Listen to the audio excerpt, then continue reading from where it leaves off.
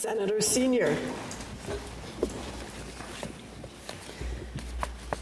I rise on the unceded, unsurrendered territory to pay tribute to our dear colleague, Senator Marilou McPhedran.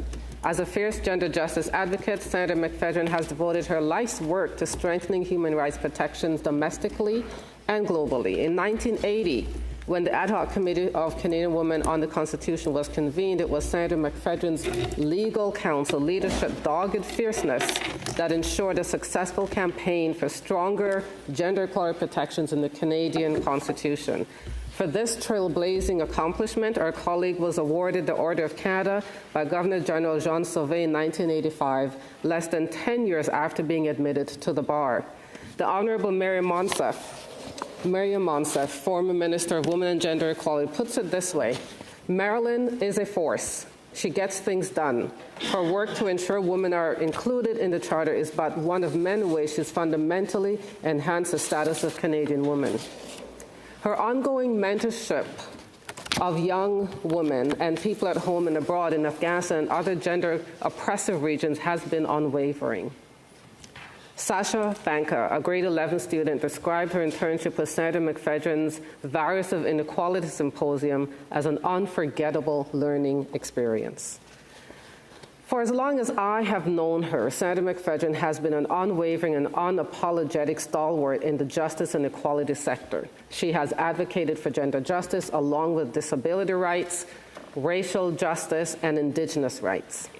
Michelle Landsberg notes that Senator McPhedran's inclination to be radically inclusive goes back to the earliest days of her career as a lawyer in the late 70s and 80s. During this time, she told Michelle Landsberg about a young person who was involuntarily confined in an Ontario hospital for people with disabilities. He was fighting to leave the institution to live in a group home. While that struggle was eventually victorious, Senator McPhedran stayed completely behind the scenes advocating for him. As Michelle Landsberg noted, that was Marilou. She did not fight these battles to win headlines about herself and was often working hard behind the scenes to mobilize others. Over the years, I've known this to be true about Senator McPhedran. I've seen her strategic brilliance and altruism at work. The near closing of Women's College Hospital in Toronto is one such example.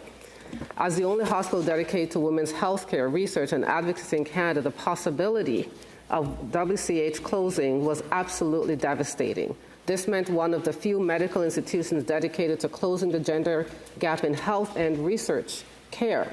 In response, Senator McPhedran, you'll not be surprised, founded Friends of Women's College Hospital and led a grassroots campaign to prevent the hospital from being merged into another entity, not once, but twice. As with Justin, she always put others in the foreground while she worked in the background. There may not be a plaque to commemorate these efforts, but today, this world-renowned hospital stands as a space dedicated to women's healthcare research and advocacy.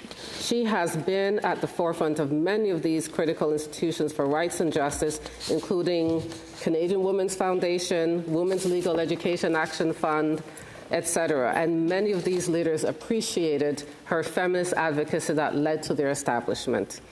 Senator, I'm thankful to have served in this auspicious place with you, and I look forward to seeing what you take on next in the next iteration of your journey for justice and equality for all.